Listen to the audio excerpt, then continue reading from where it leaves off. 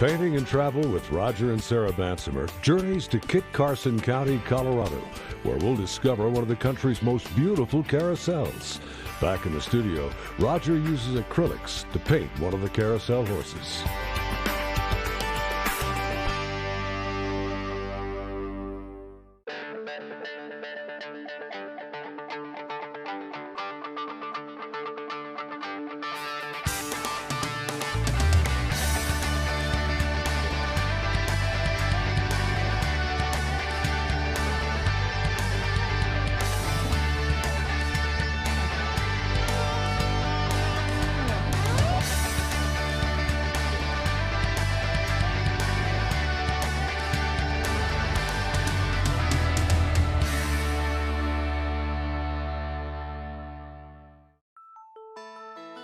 Driving across the central plains of Kansas, eventually crossing the border into Colorado, I saw signs for a merry-go-round.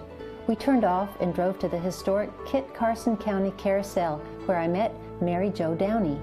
Kit Carson County bought it from Elitch's Gardens in Denver in 1928 for $1,200. And they brought it home, set it up, and then built the building around it. And it ran like that until 1931, then the Depression set in. So the fair was closed from 31 to 37. During that time, they stored grain and hay and corn stalks inside this building to feed the animals during the winter time. And then, of course, when they went to clean it out in 37, then they noticed that the mice and the rats and the snakes and the pigeons had been in. So had done quite a number on it.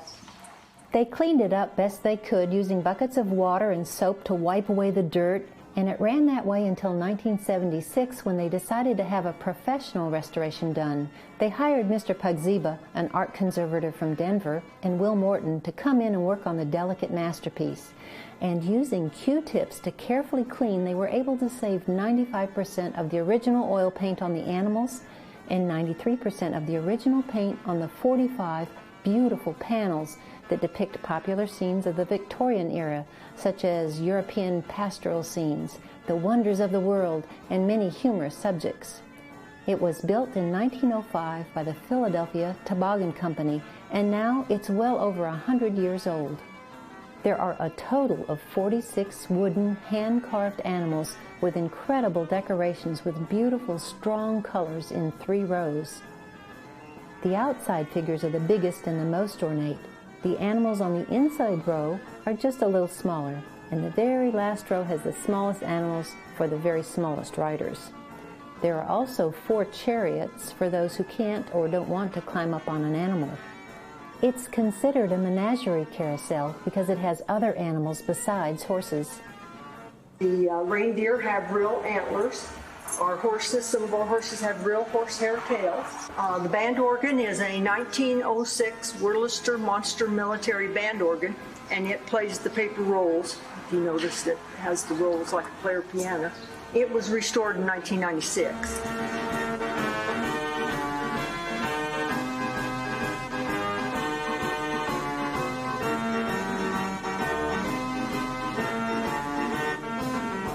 We whirled around at the breakneck speed of 12 miles per hour. That's really fast.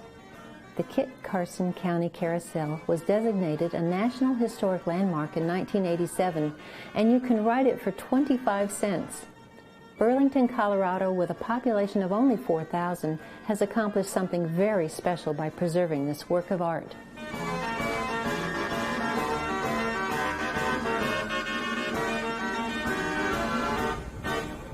That was the fastest carousel I've ever been on. I know. I thought the centrifugal force was going to throw me off. It's such a fast horse.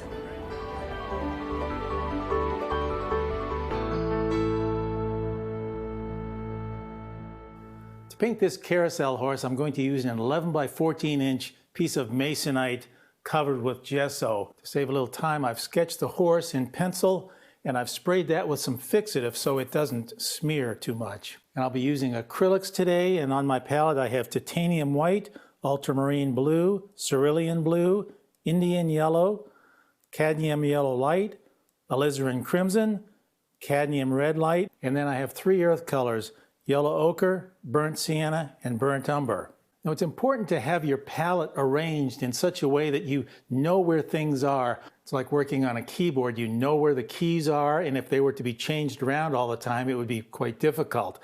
So on the palette, I usually arrange my colors in a specific order. And I arrange the palette so I have my most used colors first, and then down to the least used colors. That's a sort of a general rule, but especially in landscapes, I'll use just these colors here. These are the three primary colors, blue, yellow, and red. And another very important thing about palette placement is to have your colors all arranged in a row. So you want them all in an area up top of the palette, or they can go from side to side. But you always want to have those paints put up at the edge of your palette and not somewhere in the middle. This is reserved for mixing, and you want to keep that clean to be able to mix your colors. Well, let me get started with the painting.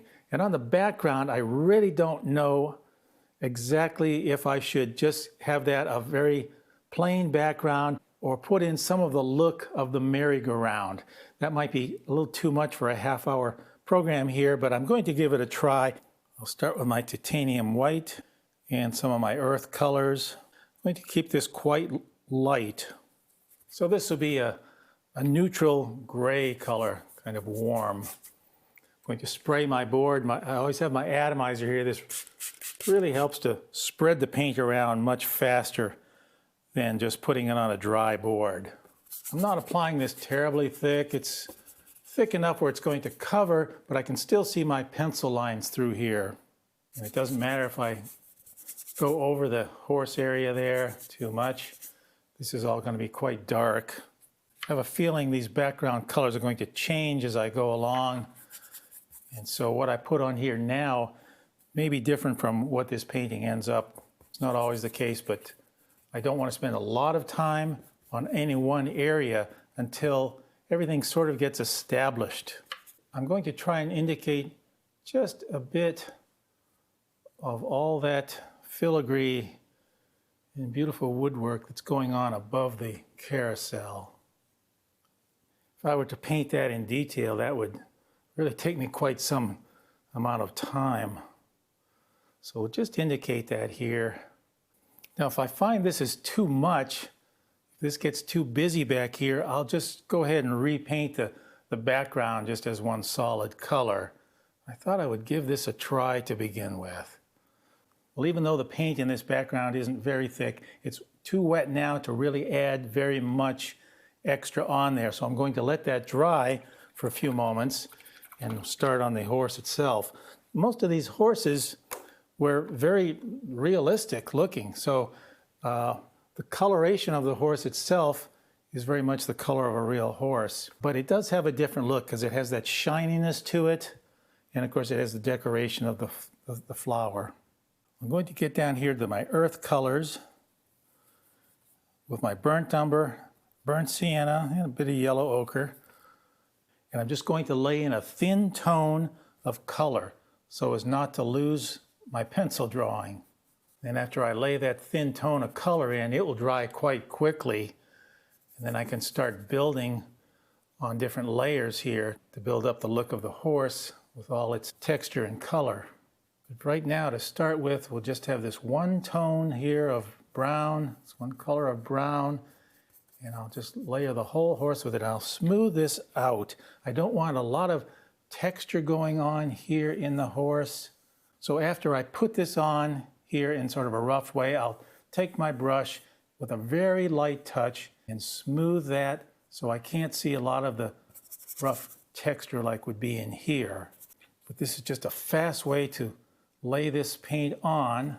And then after it gets on the board, then I can take this brush with a very light touch, smooth it out.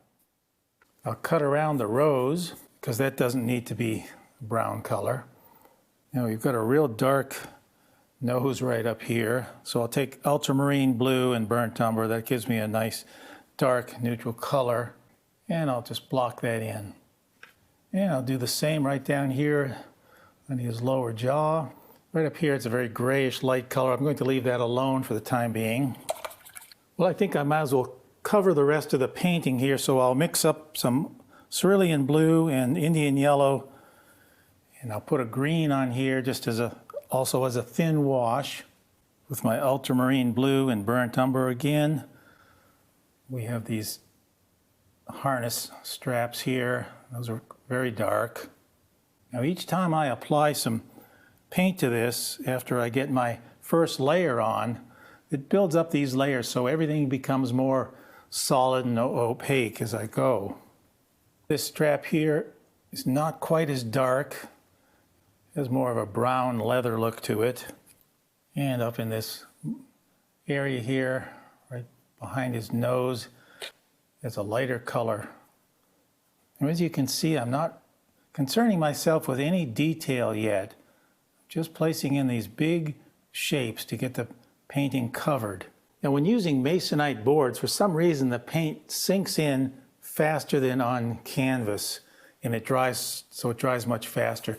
And this here, that's very dry already. So now I'm ready for a second layer of paint on that. Now, there's a lot of ways to handle painting. I prefer to do this in layers. It gives me some confidence to build it up a little bit at a time. But if you like to use real thick paints to begin with, you know, that's another approach to use, which is also very good. Now with this flat brush, the bright, I can take this and I can lay in some of these patterns from the mane. Now these are much more opaque than this first layer. I can still see my pencil lines through there. I'm trying to load my brush up here with a good amount of paint, so then when I have that paint on there, with one stroke I can bring this down. It also helps to spray the board every once in a while, and that will, like I said earlier, help this paint to flow over this dry paint. This is sort of the second stage of putting this together, this painting. And I have these big areas once again, trying to block in these large areas.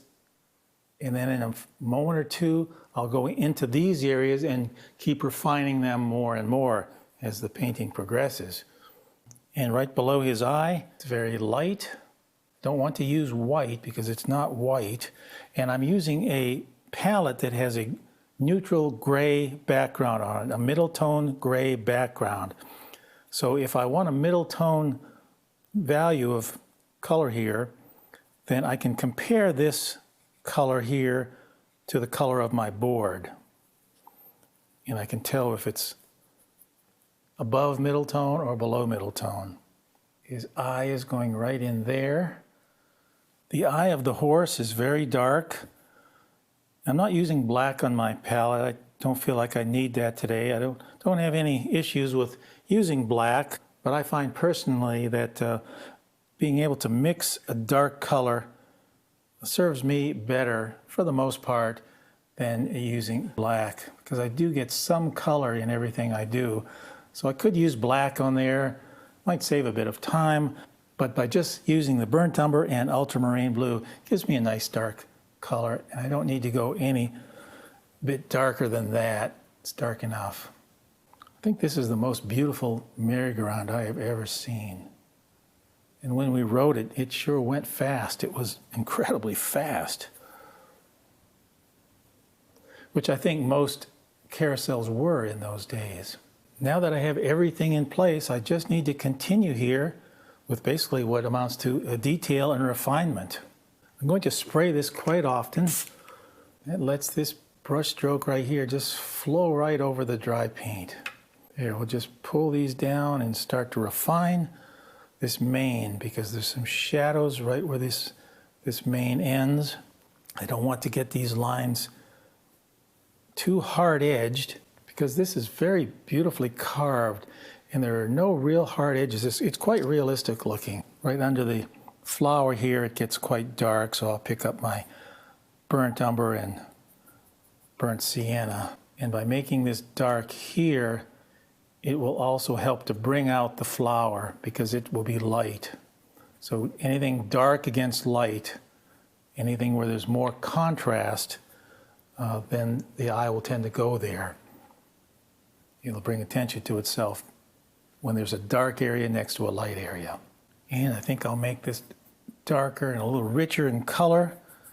And while this is still wet, I can drag some of that color into this area over here. Now, when working with photographs, it's very often difficult to distinguish some detail in the foreground from the background. That's especially true when doing nautical paintings of sailboats or such, because you've got rigging on both boats, and it's hard to tell which rigging goes with which boat.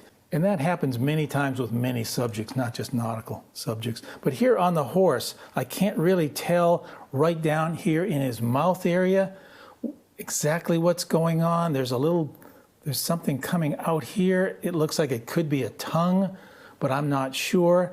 It could be part of another horse.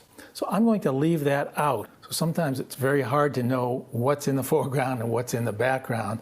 And that's one issue with working from photographs. And that's one really good reason to do plein air painting, painting outside. But in a case like this, that wasn't possible. Right here we have some more of the hardware from the horse. I'm saying hardware because I don't know what this stuff is called, really. It's a bridle, but other than that, I don't know the parts. I'll keep refining the eye with smaller and smaller touches all the time. Right here on the top, I'll make this lighter because I want this to feel like it's going around the horse. And I don't see that in the photograph, but I'm going to make that lighter just to give me some form, to feel like that's going over and around. So right here on the top, take some yellow ochre and white, not too light, but put sort of a highlight right across there, and give it a nice soft edge as well. Then I'll wash my brush out, wipe it off, and while this is still wet, I can soften this edge here, blend it into this right under it. I'm going to make the leaves, so I'm going to mix up this blue, and I'll put another wash of color on here. Now the leaves are going to be lighter in the finished painting, but I'm going to make these darker right now because I'll paint the lights over the darks, and I just didn't get this dark enough to begin with. So all this dark area I'm putting on the leaves will be the dark area of the leaf. Then I'll put the light colors, in other words, the highlights, over these darks. And I'm going to do the same thing with the rose. I'll take my alizarin crimson and I'll put a darker wash over this area that's already dry on the rose, and that will be our darkest darks. And alizarin crimson is a transparent color, so I can still see my pencil lines through there. It's a touch of cerulean blue in there right now. Yeah, there isn't much to do other than just start looking at my photograph carefully and start to refine all these small areas. Really the important part of the painting has been finished. That's the base coat. That's the foundation of the painting. I'm going to try and put some of the highlights on the mane here. And I'm using some cerulean blue because I think it's catching some light from the sky. I'll spray my board, and then when I drag this color down, it'll not only make it easier to drag the color through that, if I spray the board, it will also soften the look. It won't give me a hard edge because the water will sort of disperse this paint and give me a soft look, soft edge. Now I'm able to use thinner paint when I use a masonite board. If I were using canvas, this would really necessitate a heavier application of paint just to make it look more painterly. I know that may sound a little odd, but one thing that's not good in painting is to see a painting on canvas that looks like a watercolor. I'm painting on masonite. It's a flat surface, and it's more appropriate to have thin paints, more acceptable to have these thin paints. And these aren't real thin, but it's not like applying oils, let me put it that way. Sometimes paintings take shape right away. In other words, I can start a painting and in the first moment or two, I know it's going to work out well. There are other times when this process of building a painting seems to go on for a long time, but it's important not to get discouraged and to stay with a painting for at least a reasonable amount of time.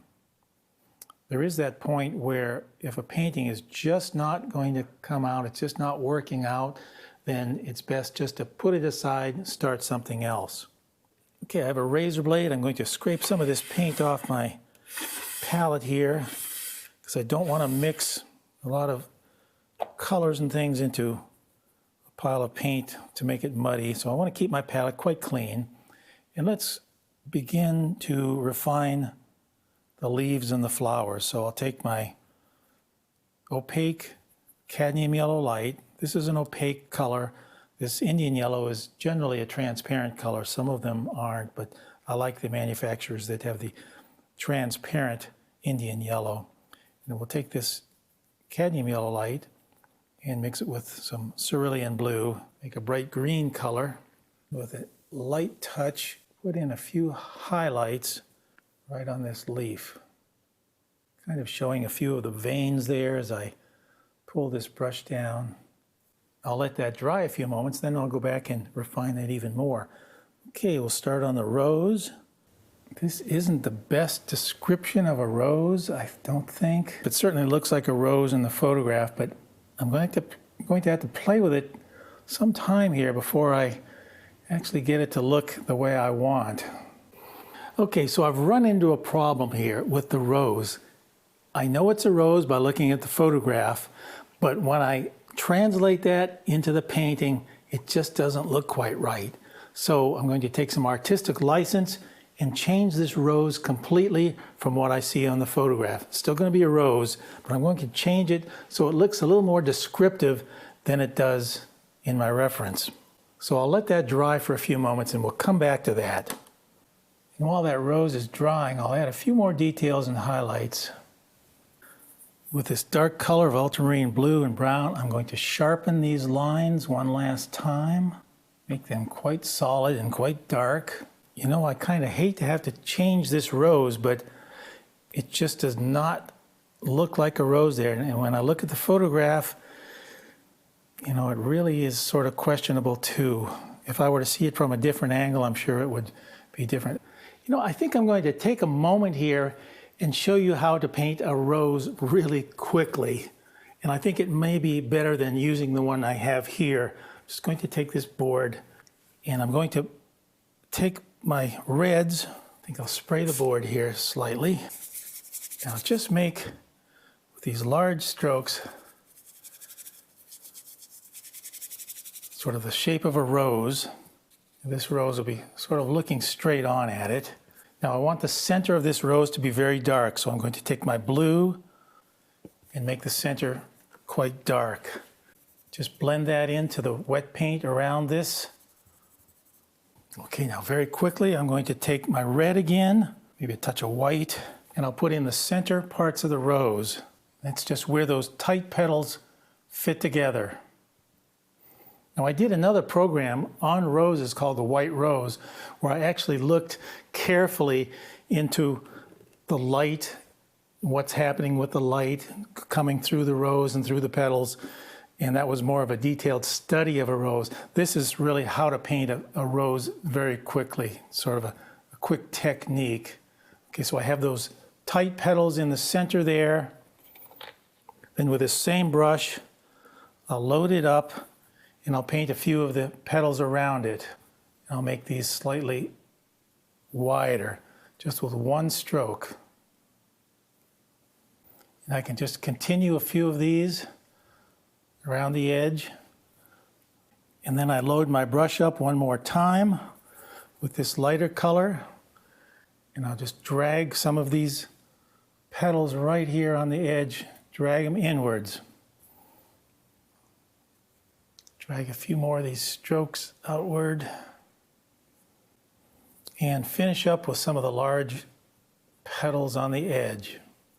Now that's a really quick way to paint a rose, and I don't really recommend this technique because it's really more of a technique than it is any type of artistic approach. But it is one way to accomplish a rose.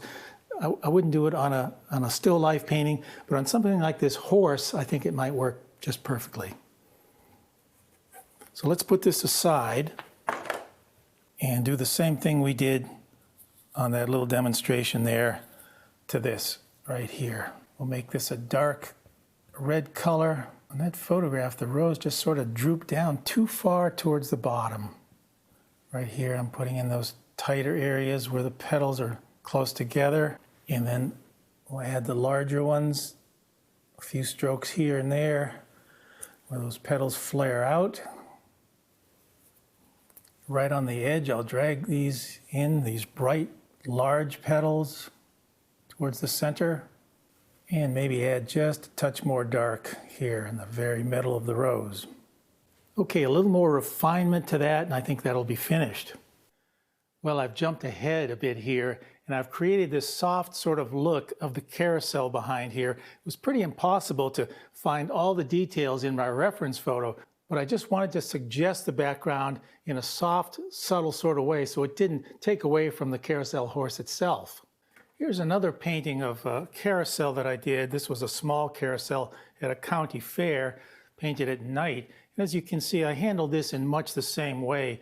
Most of the shapes and areas, like of this horse, were just suggested, and there wasn't very much detail. And since it was painted at night, a lot of it just faded into the darkness. Now, I was concerned with this horse looking too much like a real horse rather than a carousel horse. But when compared to one of the other paintings I've done, you can see that there really is quite a difference. Well, I think that will finish this painting. We'll put it in a frame, take one last final look.